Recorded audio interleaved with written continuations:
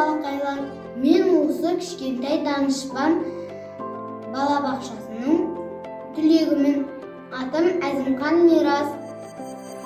Мен сендерге жұмбақ жазғым келеді. Дайынсыңдар ма, балалар?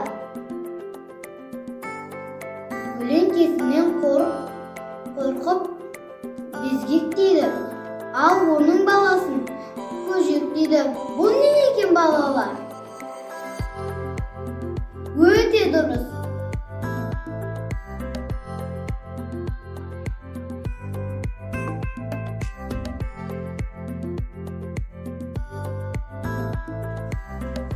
Сәлеметсіңдер ме, балалар?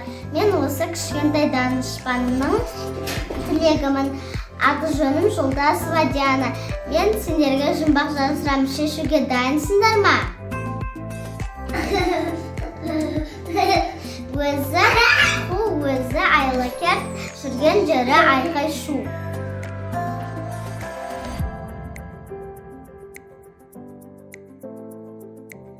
Сәлеметсіңдер ме, балалар? Мен кішкентай данышпан балабақшасының түлегімін. Менің атым Тоқтарбай Рамазан. Мен сендерге жұмбақ жаздым. Аузы бейне, шалғы ора, шөп емес, бірақ малды орады. Бұл не?